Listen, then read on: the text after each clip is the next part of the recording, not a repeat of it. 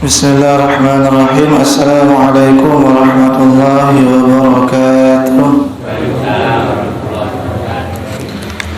Alhamdulillahi wa kafa wa salatu wassalamu ala nabiyyil mustafa wa ala alihi wa sahbihi wa man wafa.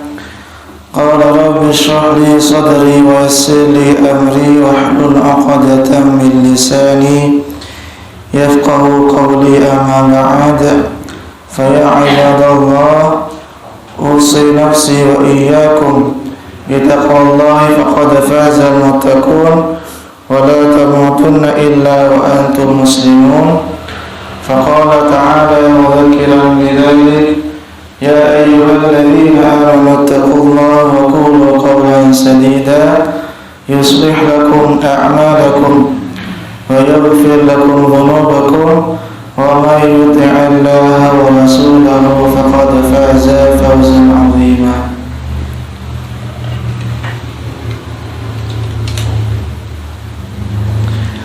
Bapak Ibu rahimakumullah, alhamdulillah kita masih diperjumpakan kembali oleh Allah Subhanahu wa taala dalam majlis ini sedikit belajar ayat-ayat Allah Subhanahu wa taala, firman Allah Al-Qur'anul Karim. Semoga dicatat amal ibadah berpahala di sisi Allah Subhanahu wa taala. Amin. Pada kesempatan kali ini Bapak Ibu, kita masih di surah Ali Imran, surah ketiga, ayat 75-76, dua ayat. Kita bacakan ayatnya. A'udzubillahi minasyaitonirrajim. Bismillahirrahmanirrahim. Wa min ahlil kitabi man in ta'manhu biqintarin yu'addihi ilaik wa minhum man in ta'manhu bidinarin la yu'addihi ilaika illa ma dumta 'alaihi qa'iman. Dzalika bi annahum qalu laysa 'alaina fil ummiyina sabil wa yaquluna 'ala Allahi al-kadhiba wa hum ya'lamun. Bala man awfa bi 'ahdihi wattaqa fa inna Allaha yuhibbul muttaqin.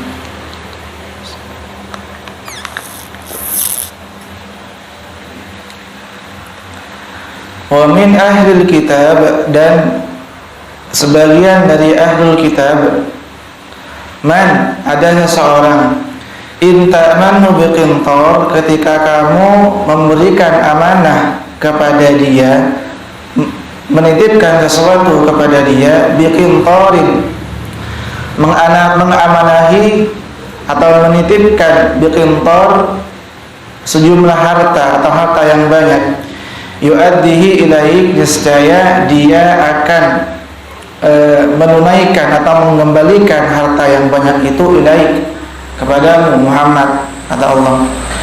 Wa minhum, tapi juga ada sebagian dari ahlul kitab, man in ta'manhu bidinarin, yang mereka yang dia ketika kamu berikan amanah, kamu titipkan bidinarin, bahkan 1 dinar saja, la yu'addihi ilaik, niscaya dia tidak akan mengembalikan 1 dinar itu kepada Muhammad, kata Allah. Illa, kecuali madum ta'alaihi qa'ima, kecuali kamu selalu menagih titipan itu. Dzalika bi annahum, hal itu terjadi bi annahum, karena mereka qalu, mereka menyampaikan, mereka berdalih, laisa alaina fil ummiyina sabil, tidak ada dosa bagi kami terhadap orang-orang buta huruf. Wa yaquluna 'ala Allahil kadhib, dan mereka mengatakan sesuatu hal, mengatakan kedustaan kepada Allah Subhanahu wa ta'ala, wa hum ya'lamun, padahal mereka mengetahuinya. Bala man awfa, sesungguhnya siapapun orangnya, kata Allah, awfa, yang dia menunaikan bi'ahdihi, menepati janjinya, wattaqa, termasuk juga bertakwa, fa innallaha yuhibbul muttaqin, maka sesungguhnya Allah cinta, senang kepada orang-orang bertakwa, orang-orang yang muttaqin, takin gitu ya. Allah cinta kepada, senang kepada orang-orang bertakwa, al-muttaqin. Imamul muttaqin, pemimpin orang-orang bertakwa.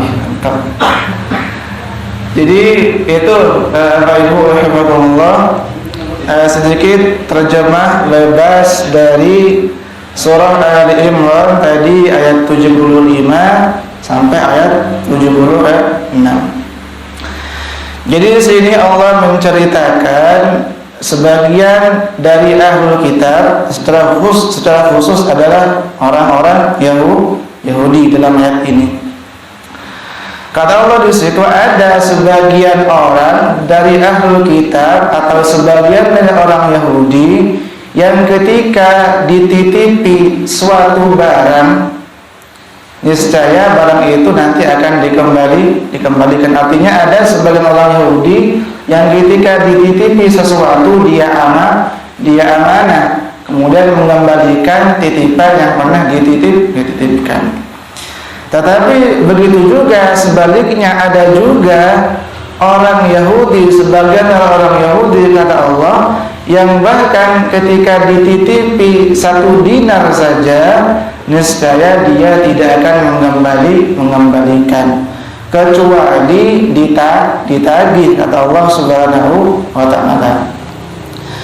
Jadi di sini Allah memang tidak mengeneralisir semua orang Yahudi. Artinya Allah kemudian menyebutkan ada beberapa orang Yahudi yang mereka amanah, mereka tidak khianat, mereka menepati janji. Salah satunya ketika dititipi sesuatu, titipan itu kemudian disampaikan, kemudian disalurkan atau dikembalikan kepada orang yang berhak. Salah satunya yang disebutkan oleh mufassirin, salah satunya adalah orang Yahudi bernama Abdullah bin Salam. Dia sebetulnya beriman, masuk Islam, kemudian dia dititipi suatu barang, dititipi harta yang banyak oleh salah orang sahabat. Kemudian Abdullah bin Salam ini awalnya dia orang Yahudi, kemudian masuk Islam. Ternyata orang ini kemudian amanah, menunaikan amanah, mengembalikan titipan yang pernah dititipkan kepada dia. Jadi sebetulnya dia orang Yahudi yang telah masuk Islam, itu berarti dia menepati janji. Sebaliknya ada orang Yahudi yang tidak mau masuk Islam. Mungkin perlu kami sampaikan kembali bahwa Yahudi itu sebetulnya bagi kita menurut Allah Subhanahu wa taala bukan nama sebuah agama, tapi nama suatu komunitas yang kemudian diagamakan. Jadi bisa saja ada orang Yahudi agamanya Muslim. Kenapa? Karena Yahudi itu bukan nama sebuah agama dulu ya Bapak Ibu. Kalau sekarang kan Yahudi sudah menjadi nama sebuah agama, termasuk Nasrani atau Kristen, sudah menjadi nama sebuah agama. Tapi dulu ada orang Yahudi kemudian masuk Islam, keturunan Yahudi, tapi kemudian kembali memeluk agama Islam.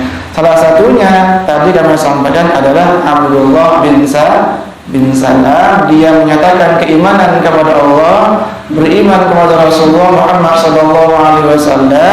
Kemudian ketika dia diamanai sesuatu, dititipkan harta yang banyak, ternyata dia amanah, dia kemudian menjaga titipan harta yang banyak itu, kemudian dikembalikan kepada orang-orangnya.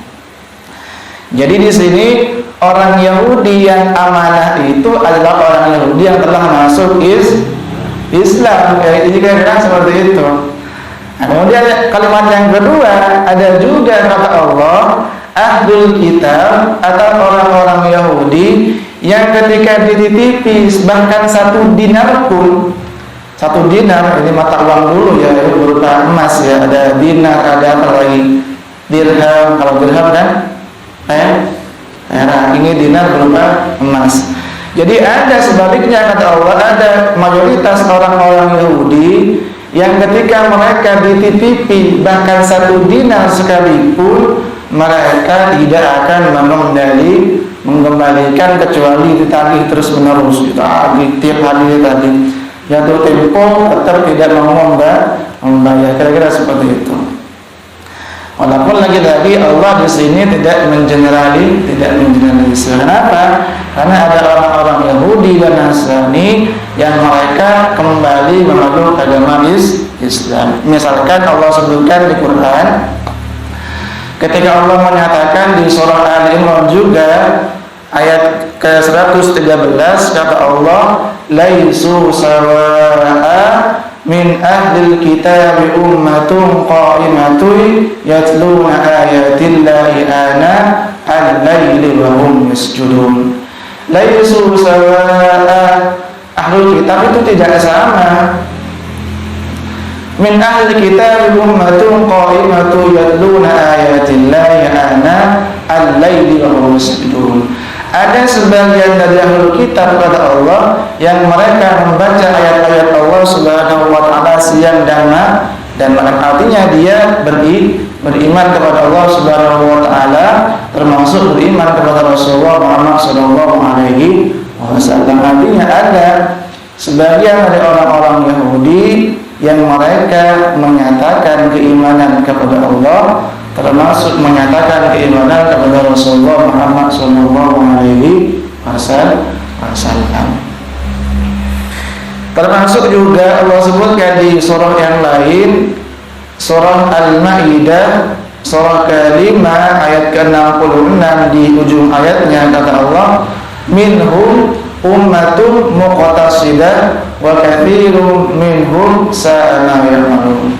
Kata Allah, minhum ummatun muqtasidah, ada sebagian dari ahlul kitab itu ummatun muqtasidah, mereka jujur, tetapi wa katsirun minhum sa'a ma ya'malun, tetapi sebagian besar dari ahlul kitab itu mereka buruk, jelek, tidak mau kembali kepada keimanan, tidak mau menegakkan kitab Taurat, tidak mau menegakkan kitab Injil, termasuk tidak mau beriman kepada Rasulullah Muhammad sallallahu alaihi wasallam.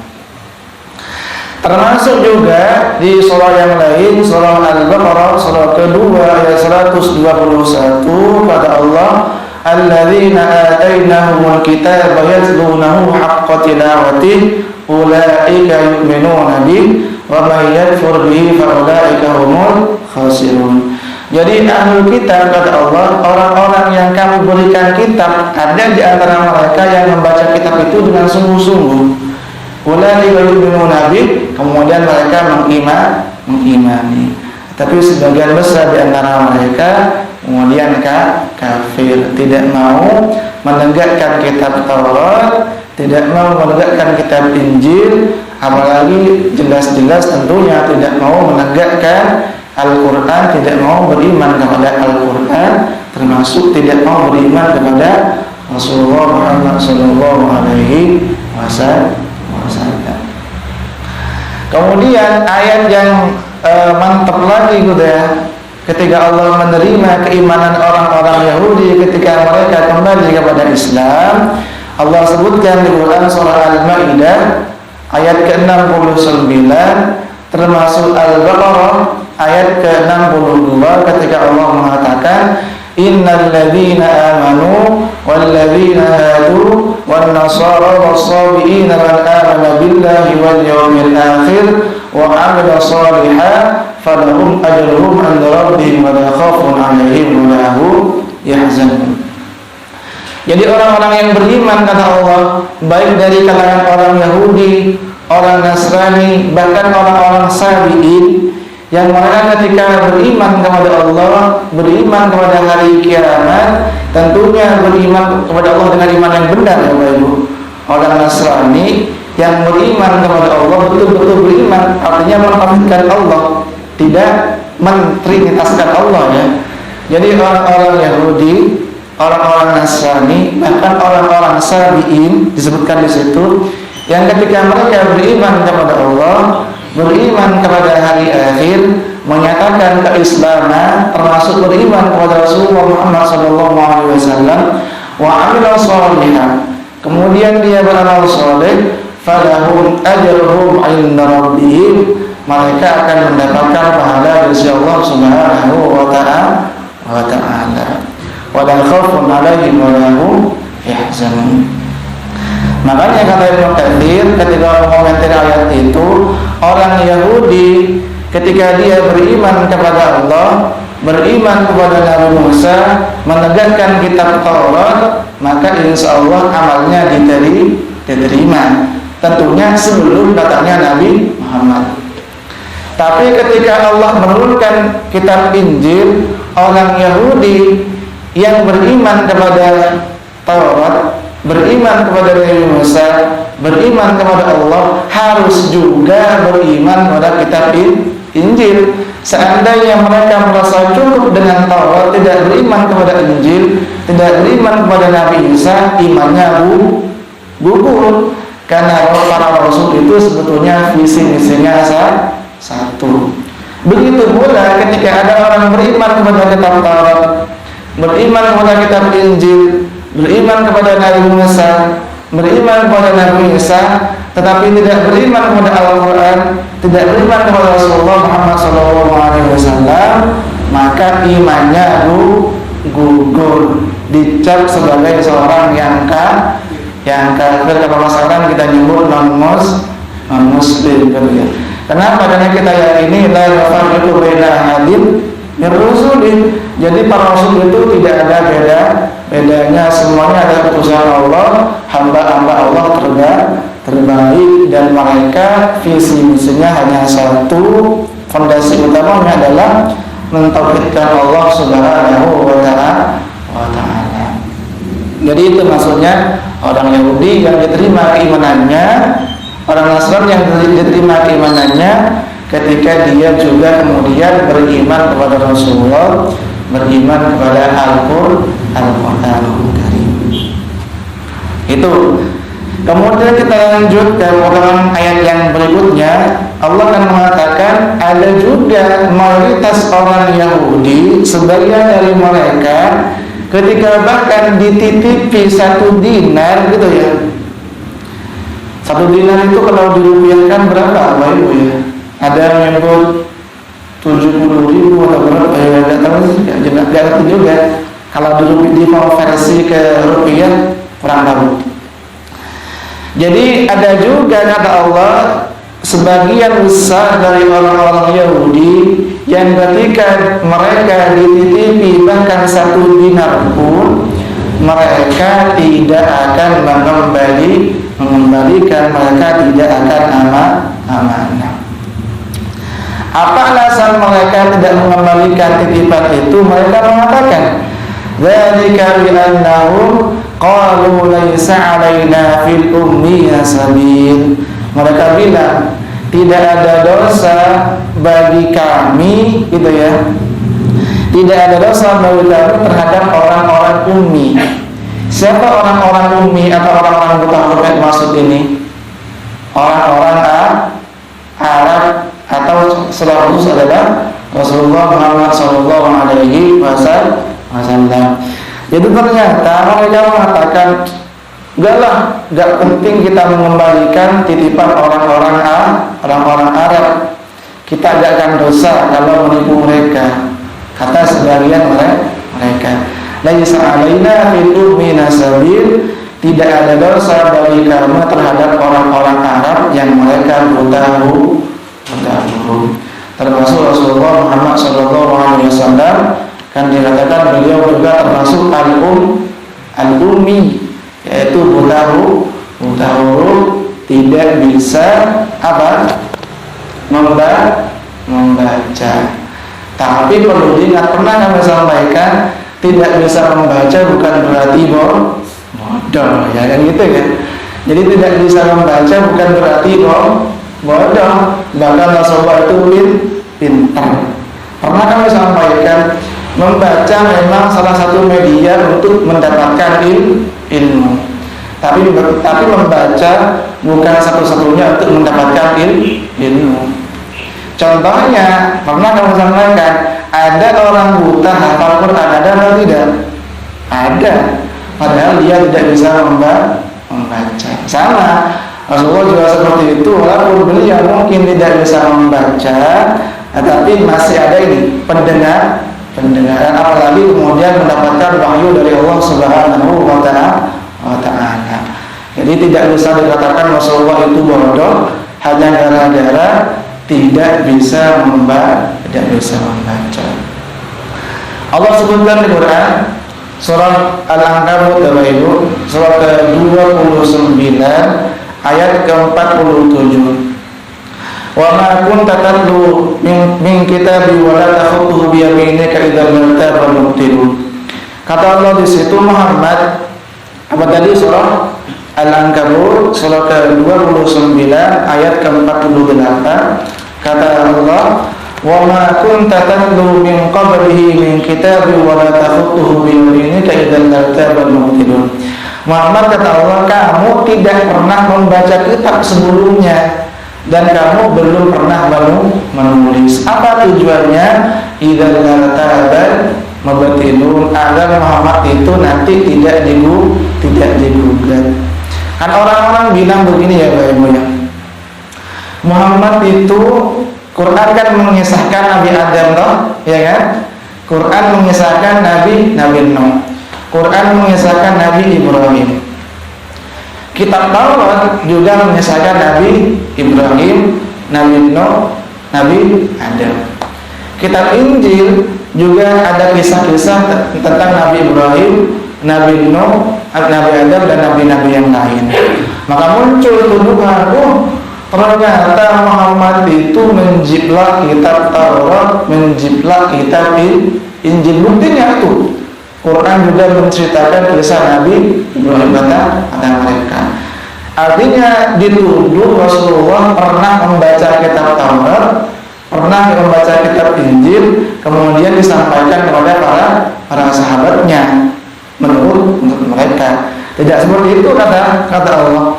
Nabi Muhammad tidak pernah baca kitab Taurat, tidak pernah baca kitab Injil, walaupun kisah-kisahnya ada kemiripan. Kenapa ada kemiripan? Karena sumbernya siapa sumbernya? Ya Allah Subhanahu wa Ta'ala. Jadi bisa saja ada kesamaan. Seandainya Rasulullah bisa membaca dan menulis, maka Rasulullah akan dituduh sebagai plagiator, menjiplak kitab-kitab sebelumnya. Bahkan sebelum Nabi juga ada Aristoteles, ada Plato, ada siapa lagi? Ada Socrates, ada Thales gitu ya. Jadi Thales nama orang ya. Jadi bahkan bisa saja Nabi kemudian dituduh menjiplak karangannya Aristoteles. Bahkan bisa saja Nabi nanti dituduh menjiplak karangannya Plato. Bahkan bisa saja nanti Nabi dituduh menjiplak karangannya Socrates dan seterusnya, ketika Nabi bisa membaca. Tapi Nabi tidak bisa membaca. Tapi lagi-lagi tidak bisa membaca bukan berarti bodoh.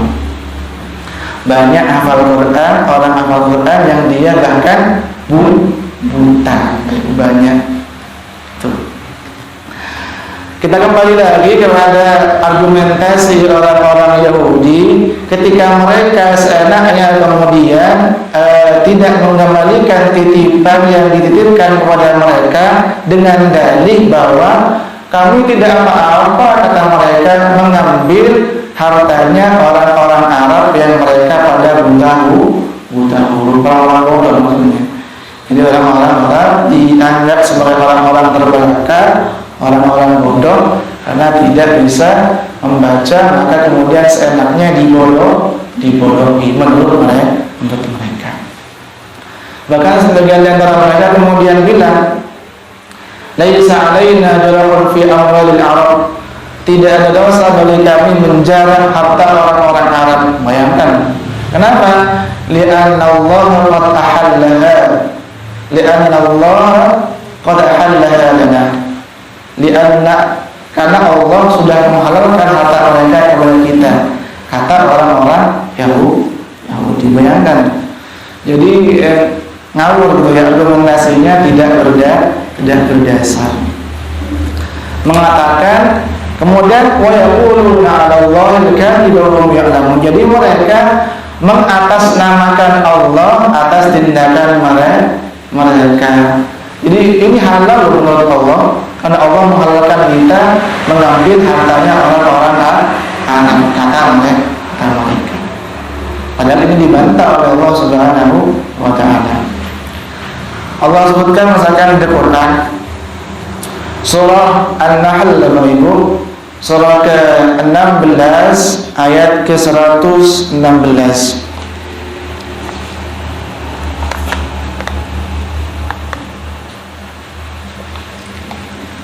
Kata Allah, وَلَا تَقُولُوا لِمَا تَصِفُ أَلْسِنَتُكُمُ الْكَذِبَ هَذَا حَلَالٌ وَهَذَا حَرَامٌ لِتَفْتَرُوا عَلَى اللَّهِ الْكَذِبَ. Kata Allah, janganlah lidah kamu seenaknya mengatakan kebohongan atas nama Allah. Kemudian seenaknya mengatakan ini halal, ini haram, ini halal, ini haram. Itu kerjanya siapa? Orang-orang Yahudi kata Allah.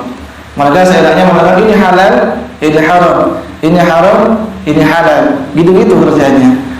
Litaftaru 'ala Allahil kadhib. Mereka berdusta atas nama Allah Subhanahu wa ta'ala. Allah katakan, innal ladzina yaftaruna 'ala Allahil kadhiba la yuflihun. Sesungguhnya orang-orang yang berdusta atas nama Allah, mereka tidak akan beruntung. Mereka tidak akan untung, justru mereka akan buntung. Nah, itu bahasa sedikit ada apa? Ya itulah. Jadi mereka tidak akan untung, justru mereka akan buntung. Kenapa? Karena berdusta atas nama Allah Subhanahu wa ta'ala. Termasuk juga kalau kita berdusta atas nama Nabi juga tidak akan beruntung. Misalkan Nabi tidak pernah berkata seperti itu, kita bilang Rasulullah Muhammad SAW bersabda, padahal Rasulullah tidak bilang seperti itu. Itu juga siap-siap masuk neraka. Kata Rasulullah, man kadzdzaba 'alaihi muta'ammidan falyatabawwa maq'adahu minan nar. Siapapun yang berdusta atas nama saya, siap-siap dia mengambil tempat di neraka. Itu maksudnya. Jadi jangan sandarkan suatu perkataan kepada orang lain yang tidak pernah diucapkan oleh orang yang mengatakannya. Nah, itu maksudnya. Saya ulangi, jangan sandarkan suatu perkataan kepada orang lain yang tidak pernah disampaikan oleh orang yang mengatakannya. Justru malah kok gitu. Misalkan kalau di sini kan Pak Safari katakanlah punya toko atau saya bilang, saya ke tokonya, Mbak, tadi Pak Safari bilang saya diminta untuk ambil triplek misalkan. Padahal Pak Safari tidak pernah bilang seperti itu. Kira-kira marah atau tidak?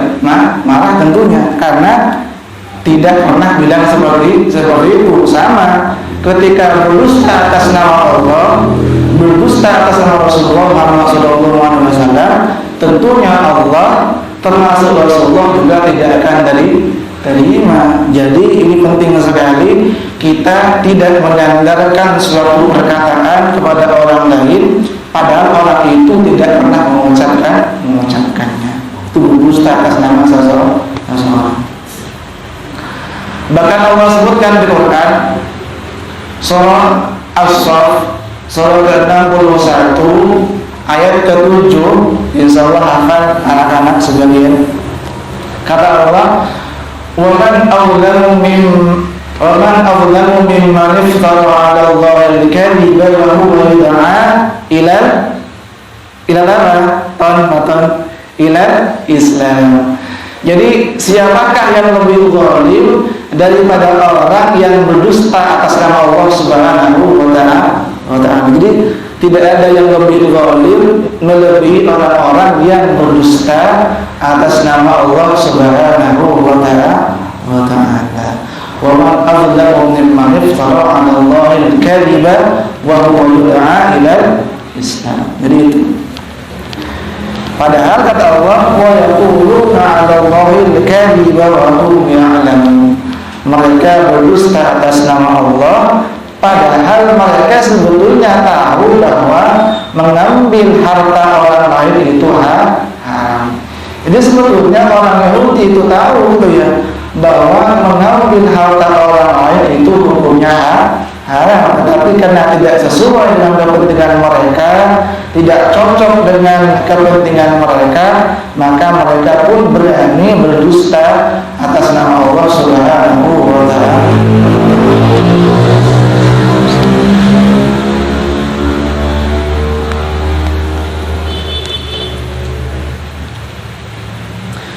Termasuk juga misalkan Bapak Ibu, Allah sebutkan di Quran surah An-Nisa surah ke-4 ayat 161. Kata Allah, wa akhdhihim riba wa qatluhu anhu wa aklim amwalan nas bil batil al-ayat. Mereka orang-orang Yahudi itu makan riba, wa akhdhihim riba wa qatluhu anhu. Mereka makan harta riba, padahal mereka jelas-jelas tahu bahwa riba itu diharamkan bagi mereka. Wa aklim amwalan nas bil batil, termasuk mereka makan harta orang lain dengan cara-cara yang batil, padahal itu juga diharamkan, dilarang oleh Allah di dalam kitab mereka. Karena memang udah saking cintanya kepada dunia, kemudian udah bencinya luar biasa pada orang-orang Islam, maka kemudian menghalalkan segala cara. Jadi orang-orang itu bisa kita katakan rasis gitu ternyata ya. Jadi orang Arab sangat-sangat direndahkan gitu ya. Kalau kita nyebutnya sekarang apa? Rasisme kan gitu. Padahal Nabi tidak seperti itu. Quran tidak mengajarkan seperti itu. Allah sebutkan di Quran misalkan, ini bagaimana Quran mengajarkan kita tetap bersikap adil sekalipun kepada orang yang kita benci. Allah sebutkan di Quran surah Al-Maidah surah ke-5 ayat ke-8 di pertengahan ayatnya, kata Allah, Al-Maidah ayat 8, wala yajrimannakum syana'anu qaumin ala alla ta'dilu i'dilu wa aqrabu littaqwa. Jadi kata Allah, janganlah kebencianmu menyebabkan kamu berlaku tidak adil. Luar biasa ini, sangat-sangat luar biasa. Jadi kata Allah, wala yajrimannakum syana'anu qaumin ala alla ta'dilu, janganlah kebencianmu kepada suatu kaum menyebabkan kamu berlaku tidak adil terhadap mereka. Luar biasa ini. Jadi kita biasanya kan, mungkin kita namanya manusia gitu ya, mesti ada ketidaksukaan kepada orang lain, mungkin ada sedikit kebencian mungkin kepada orang lain, tetapi Quran tetap mengatakan harus berlaku adil sekalipun kepada orang yang mungkin kita benci, kepada orang yang mungkin kita tidak suka. Ini luar biasa sekali, sangat-sangat toleran gitu ya. Termasuk yang lebih dahsyat lagi gitu ya, Allah sebutkan di Quran surah At-Tahrim surah ke-60 ayat ke-9, 8 dan 9. Kata Allah, la yanhaakumullahu 'anil ladzina lam yuqatilukum fid din wa lam yukhrijukum min diyarikum an tabarruhum wa tuqsitu ilaihim. Luar biasa. Allah tidak melarang kepadamu, kepada umat Islam dan kita tentunya, untuk berbuat baik dan berlaku adil bahkan kepada orang kafir sekalipun, selama mereka tidak memerangi kita dan tidak mengusir kita dari rumah kita, tidak mengusir kita dari kampung dan desa kita. Jadi bayangkan, Allah tetap memberikan lampu hijau kepada kita, membolehkan kita umat Islam untuk bahkan berbuat adil, berbuat baik sekalipun bahkan kepada orang di luar agama kita, tentunya selama mereka tidak memerangi kita dan tidak mengusir kita, atau berbahasa sekarang tidak menjajah kita. Itu maksudnya. Kalau sudah dijajah tentunya melakukan perlawanan, itu maksudnya. Itu jelas sekali ya. Jadi jelas sekali atau Islam membedakan antara hubungan sosial dan hubungan vertikal. Jadi kita yakini, sering kami sampaikan, secara teologi, secara akidah kita yakini bahwa Islam adalah satu-satunya agama yang benar. Tidak ada agama yang benar kecuali agama Islam. Tetapi sekalipun kita meyakini bahwa Islam satu-satunya agama yang benar, bukan berarti kita harus bersikap intoleran kepada orang-orang di luar kita yang mereka juga meyakini kebenaran agama mereka menurut mereka, tapi bukan menurut saya, bukan menurut kita. Artinya Islam kita kini sebagai agama yang benar, tetapi hubungan horizontal, hubungan sosial itu Islam tetap memperbolehkan berinteraksi secara baik dengan orang di luar agama kita yang mereka juga meyakini kebenaran agama mereka menurut mereka, tapi bukan menurut kita. Jadi jelas perbedaannya. Sedikit lagi ya Pak Ibu, kita lanjutkan ke ayat 76 Al-Imran. Bala man awfa bi'ahdihi wattaqa fa innallaha yuhibbul muttaqin.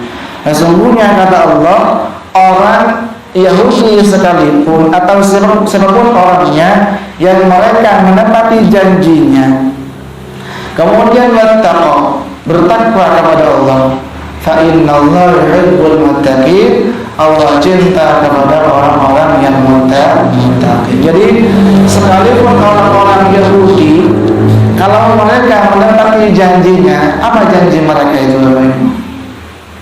Jadi janji yang paling utama dari orang-orang Yahudi itu adalah beriman kepada Allah, beriman kepada Rasulullah Muhammad SAW. Kenapa?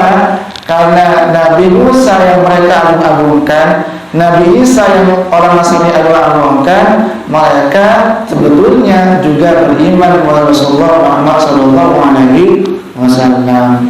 Sebagaimana surah As-Saff surat ke-61 ayat ke-6, Nabi Isa mengatakan keimanan kepada Rasulullah dan memberikan kabar gembira tentang kedatangan Rasulullah Muhammad SAW di akhir zaman di Mekah. Termasuk kata Rasulullah Muhammad SAW, "Lau kana Musa hayyan ba'di lama wasi'ahu illa ittiba'i." Atau kata Rasulullah, seandainya Musa hidup setelah saya, kata Nabi, niscaya Musa akan ikut saya. Bayangkan, seandainya Nabi Musa hidup di zaman Rasulullah, niscaya Musa akan menjadi sahabatnya Rasulullah SAW, menjadi umatnya. Bayangkan, apalagi orang-orang yang mengikuti Nabi Musa, termasuk juga akan ikut Rasulullah Muhammad SAW. Bayangkan, sekelas Nabi Musa, sekelas Nabi Isa, seandainya hidup zaman Rasulullah, juga akan menyatakan keimanan kepada Rasulullah Muhammad SAW, dan itu yang kemudian yang menjadi janjinya orang-orang Yahudi. Mereka berjanji akan beriman kepada Rasulullah Muhammad SAW, tapi ternyata janji itu tidak ditepati. Padahal seandainya ditepati janji itu, kemudian mereka bertakwa kepada Allah, maka Allah katakan Allah cinta kepada mereka. Allah cinta kepada orang-orang yang bertakwa, sekalipun dulunya mereka pernah kafir, pernah ingkar. Sebagaimana kata Rasulullah, kata Allah Subhanahu wa taala, surah Al-Maidah surat ke-5 ayat ke-65, kata Allah, walau annahum amanu wattaqau lakaffarna anhum sayyi'atihim wa la'adkhalnahum jannatin na'im.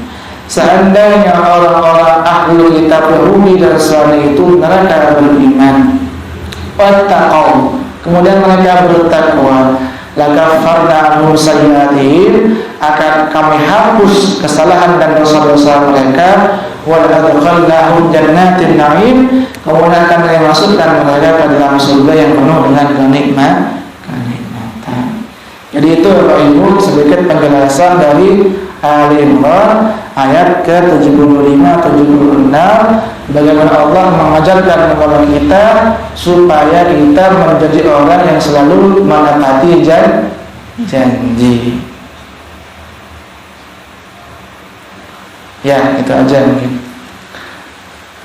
Terakhir kata Allah Subhanahu wa taala di Quran surah An-Nisa ayat 58, kata Allah, innallaha ya'murukum an tu'addul amanati ila ahliha. Allah memerintahkan kepada kita untuk menunaikan amanah.